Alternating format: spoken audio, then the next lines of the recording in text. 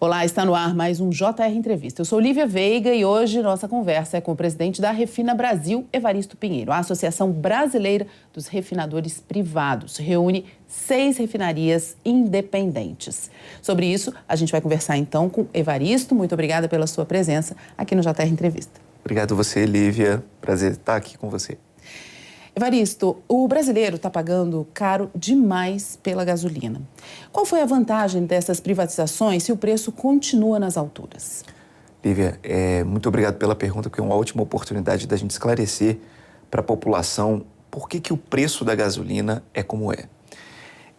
Eu vou começar aqui fazendo uma brincadeira, mas que é muito real e a gente pode comparar com o mercado de refino. Quando você vai para uma feira, você tem várias bancas oferecendo a mesma coisa. Então, você pode negociar preço, uma está mais cara, quando a outra baixou o preço, o colega do lado vai baixar também. Então, você acaba comprando pelo menor preço possível. No mercado de refino, né, de combustíveis no Brasil, não funciona assim, infelizmente. Por quê? Porque você tem poucas banquinhas para você comprar, você tem poucas refinarias. O mercado brasileiro de refino tem apenas 19 refinarias de petróleo. No Brasil inteiro, para abastecer todo o Brasil, nós temos 19 refinarias apenas. Para você ter uma ideia, assim, uma base de comparação, tá? Os Estados Unidos têm 140 refinarias de petróleo, tá? Os Estados Unidos são um país maior do que o Brasil, mas o Brasil também é um país de dimensões continentais. Não faz sentido a gente ter 19 refinarias e os Estados Unidos terem 140 refinarias, né? A nossa população é cerca de 230 milhões de pessoas, deles de 300 milhões de pessoas, 300 e alguma coisinha, 310, mas a disparidade é muito grande. Então, isso demonstra que a gente tem poucas banquinhas para negociar preço. Dessas banquinhas, tá? A gente tem 9 de um único dono. Então, a nossa feira assim, de combustível, tem pouca barraca para você negociar preço, tá? 9 da Petrobras e as outras 9 são refinarias quase independentes. Uma delas também a Petrobras é sócia, né? Refinaria Rio-Grandense, e as outras 8, aí sim são independentes, não tem qualquer relação com a Petrobras. 6 dessas refinarias são nossas associadas, né? Nós temos uma refinaria no Amazonas, no estado do Amazonas, uma refinaria no estado do Rio Grande do Norte, 3 refinarias na Bahia, no estado da Bahia, uma refinaria no estado de São Paulo. Em conjunto, nós representamos 20% do mercado brasileiro de refino, né, de produção de combustíveis, a Petrobras 60% desse mercado e os importados 20% desse mercado. Então, essa é uma das principais explicações pelas quais o brasileiro precisa pagar mais caro no combustível, porque a gente tem pouca competição nesse mercado. Eu acho que eu começaria por aí para a gente ir desenvolvendo a partir daí. E com o dólar alto e essa dependência de importação, há realmente algum alívio para o bolso do consumidor? É o contrário. Por quê? Porque o Brasil depende de importação de derivados, né? O Brasil depende de importar combustíveis. O Brasil, é muito interessante essa pergunta, Lívia. O Brasil, ele é autossuficiente na produção de petróleo. O que é autossuficiência? Assim, a gente produz mais petróleo no Brasil do que seria necessário para o consumo brasileiro. Qual que é o problema? É que o Brasil não é autossuficiente em refino. Então, a gente produz mais petróleo do que a gente consome, mas a gente não tem refinarias suficientes no Brasil para abastecer o nosso mercado interno. Então, a gente é obrigado a importar 20% de tudo que a gente consome, todos os dias. Todos os dias, quando os brasileiros acordam, o Brasil precisa ter trazido do exterior 650 mil barris de gasolina ou diesel. Todos os dias. Tem outros derivados que são importados também, mas o que mais impacta aqui no nosso dia a dia é a gasolina e diesel. Então, isso significa que quando o dólar sobe e os preços, a gente goste ou não, os preços dos combustíveis são indexados ao dólar, né? Quando o dólar sobe, significa que o brasileiro vai pagar mais caro para acessar esse combustível. Se a gente tivesse inúmeras refinarias aqui no Brasil refinando petróleo brasileiro, seguramente a gente teria um preço mais estável, pelo menos, né, ou até menor. Então, esse é um ponto importante. Agora, vamos falar um pouquinho do trabalho de vocês. O que é a Refina Brasil? Qual é esse trabalho? Quem vocês representam? Como é que funciona? Perfeito. O que é o setor de refino, Lívia? O setor de refino é um elo de uma cadeia grande aqui de óleo e gás, né, que se convencionou chamar de óleo e gás. Essa cadeia começa lá com a extração do petróleo, né? Então a gente tem lá os campos do pré-sal, os campos onshore, que a gente chama que são aquelas extratoras de petróleo na terra mesmo, ou seja, que perfuram um poço na terra e sai petróleo. Então a gente tem a extração de petróleo. Esse petróleo, ele não tem uso, né, in natura, naturalmente. Então ele precisa passar por um processo industrial, que é o processo de refino.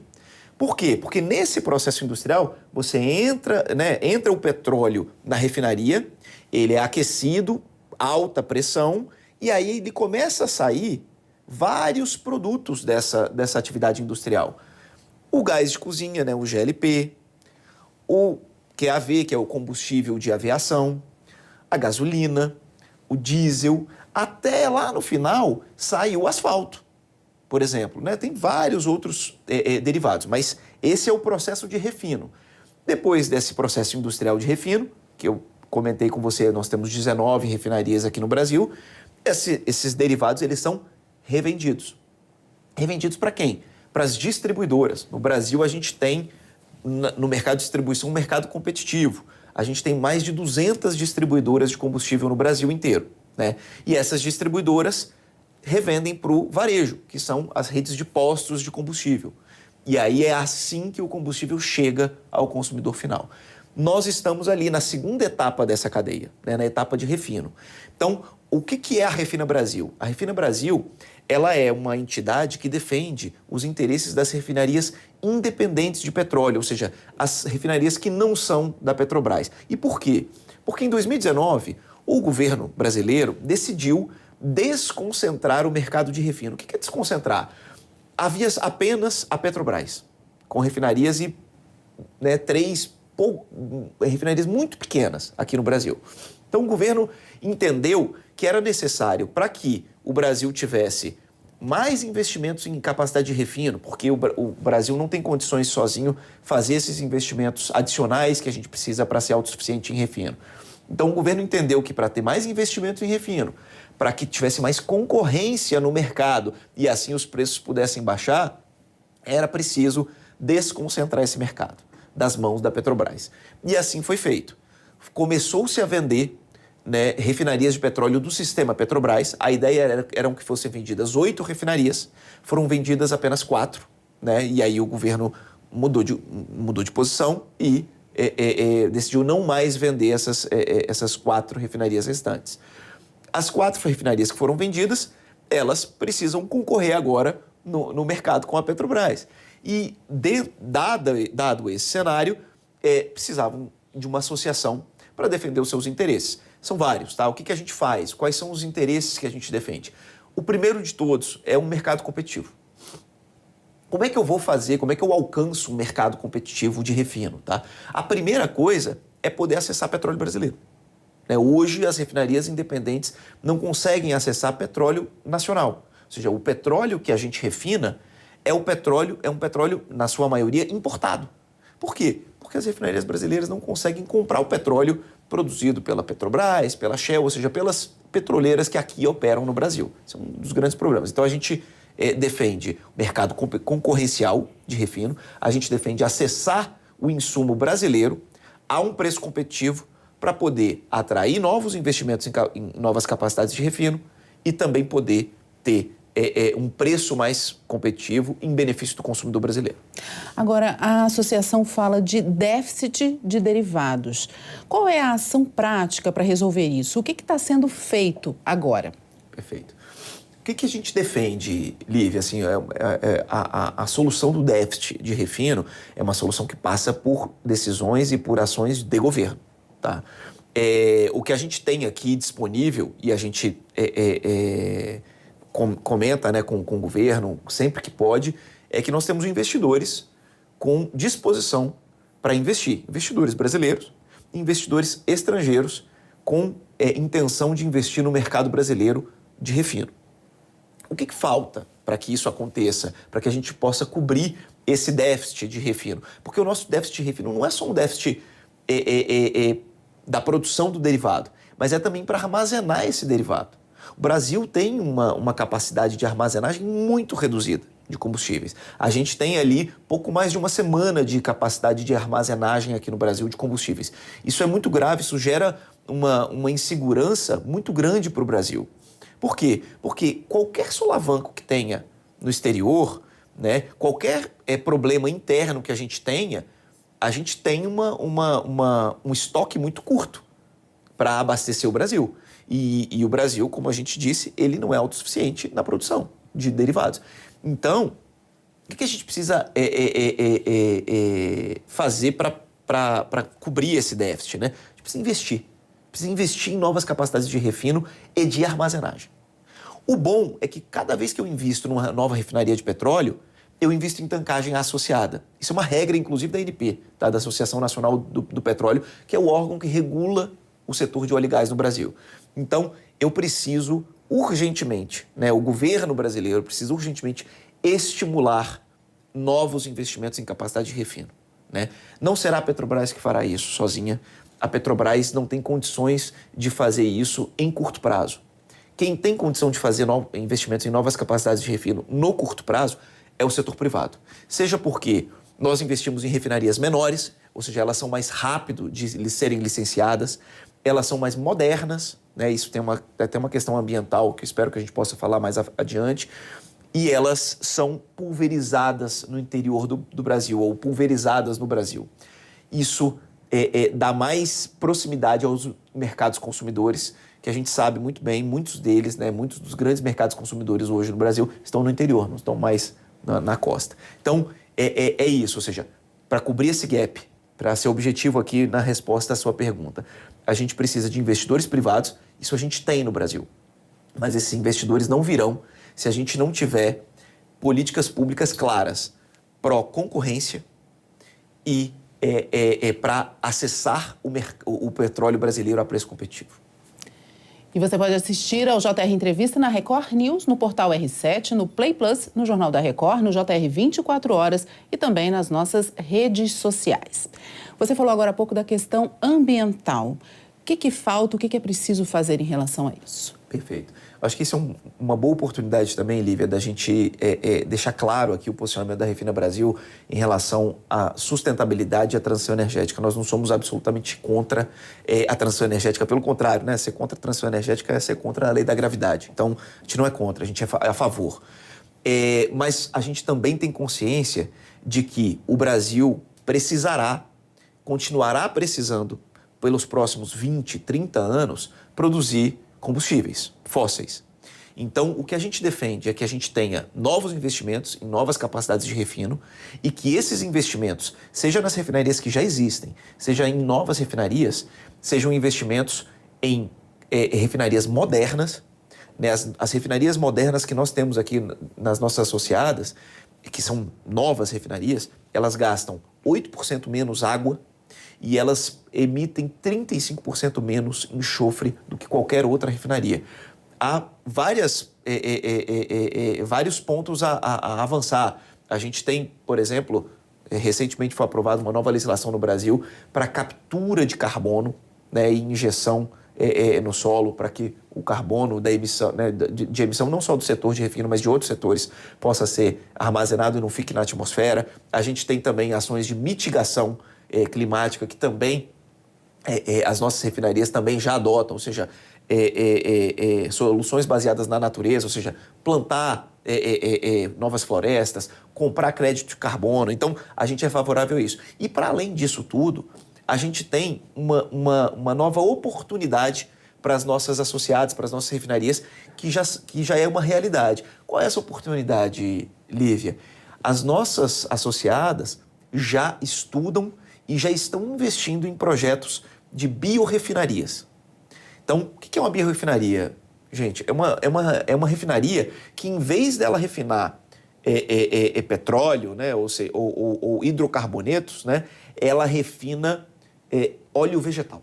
né? Então, por isso é uma biorefinaria. E ela produz basicamente 2 combustíveis. O SAF, que é o querosene de aviação verde, né? E o HVO, que é o diesel verde.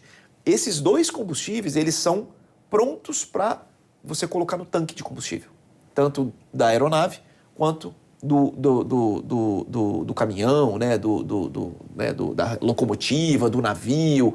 Então, esses 2 combustíveis, eles são feitos 100% de material verde, né? Ou seja, de biomassa, né? E aí isso podem ser feitos de etanol, de cana-de-açúcar, de macaúba, como é o caso de uma associada nossa que está fazendo uma planta de biorefino a partir do óleo de um coco, aqui, endêmico aqui no centro-oeste, aqui brasileiro, no Cerrado brasileiro, que é uma palmeira chamada macaúba.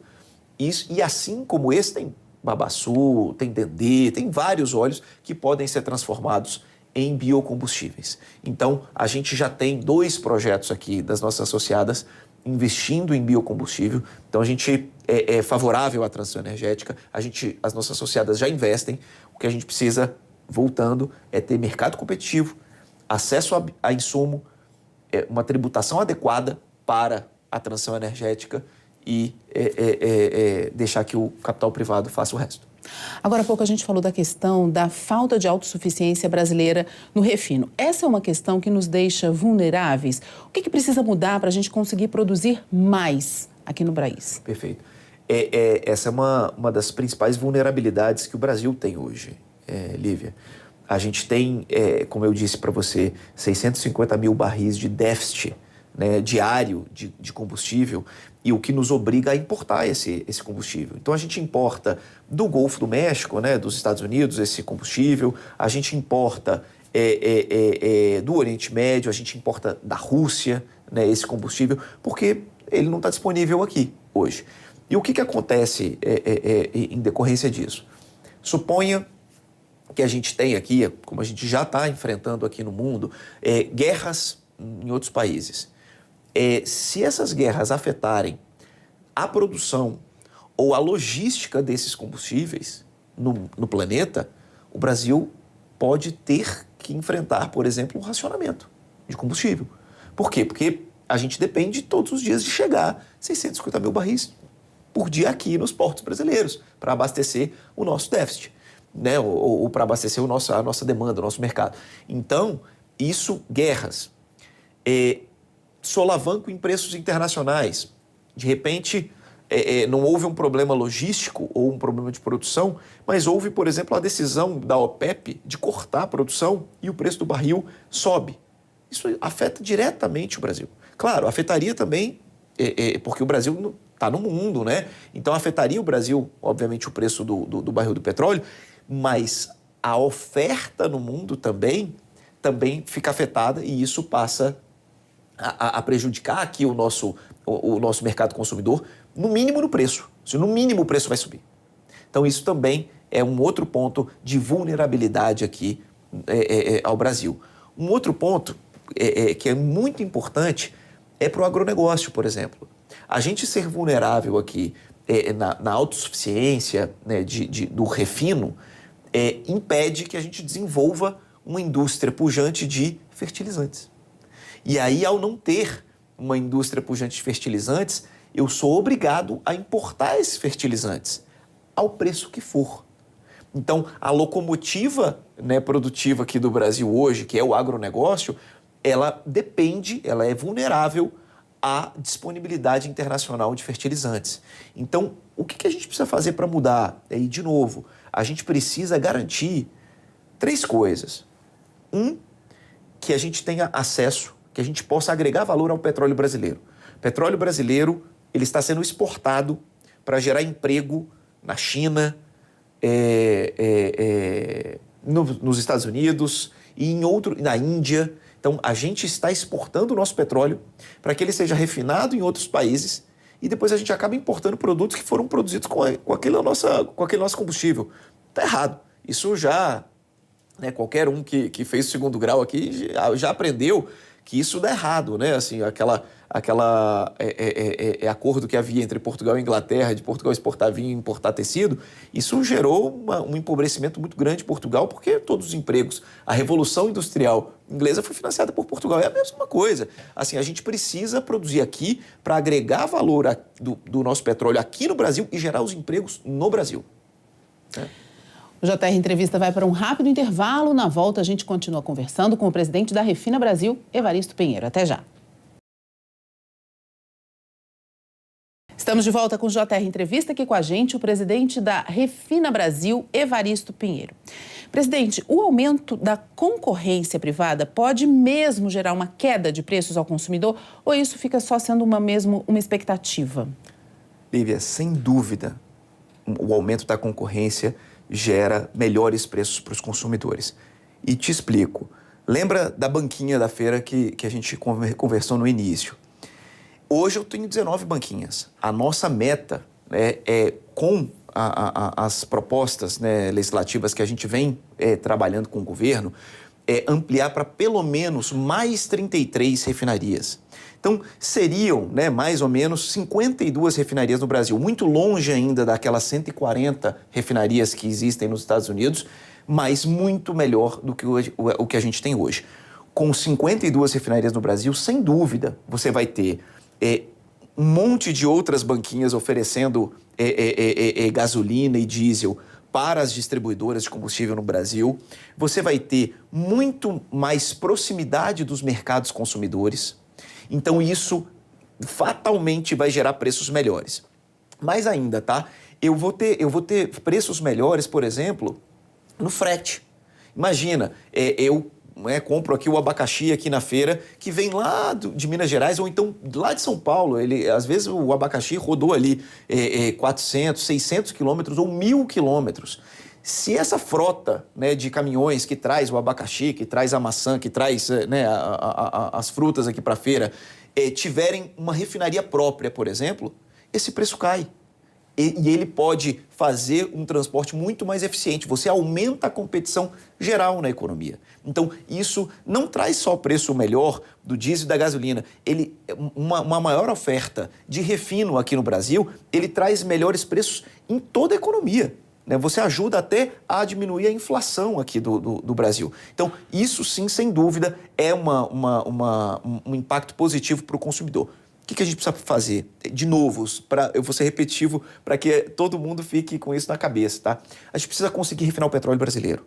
Então, nós precisamos conseguir acessar o petróleo brasileiro. O governo precisa corrigir a distorção tributária que existe hoje, que estimula que as petroleiras exportem o petróleo em vez de vender o petróleo no mercado interno. Isso é um absurdo completo. A gente está gerando emprego para o chinês, está gerando emprego para o americano e em detrimento do Brasil. Tá? A gente deveria estar gerando esses empregos aqui.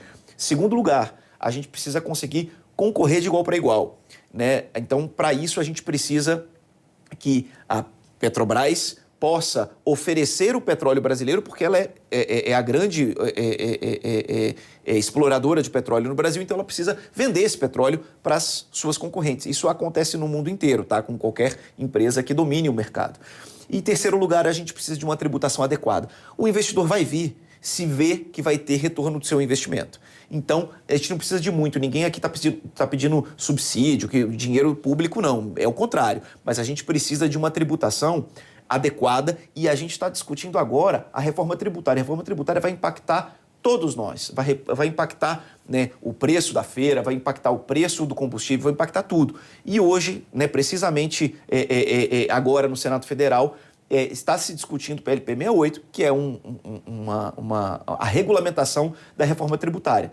Nessa regulamentação há um risco enorme de se tributar a extração de petróleo, mas só quando é oferecido no mercado interno e não quando esse petróleo é exportado. O imposto seletivo, que foi criado aqui na reforma da Previdência, ele serve para desestimular o consumo e aí do que se quiser desestimular e, dentre eles, os combustíveis fósseis estão na mira. Justo, adequado, a gente não é contra isso. O que a gente é contra é que seja retirado esse imposto seletivo também da exportação. Por quê? Porque aí eu vou estimular que eu exporte o petróleo de novo, em vez de eu consumi-lo aqui no mercado interno e agregar valor a esse petróleo. Então, a gente precisa gerar emprego no Brasil. Essa é a mensagem aqui, Lívia. Muito obrigado. O JR Entrevista fica por aqui. Evaristo, muito obrigada pela sua presença aqui com a gente. Obrigado você, obrigado aos espectadores aqui da Record. Lembrando que você pode assistir ao programa na Record News, no portal R7, no Play Plus, no Jornal da Record, no JR 24 Horas e também nas nossas redes sociais. Obrigada também a você pela sua companhia. Até a próxima. Obrigado.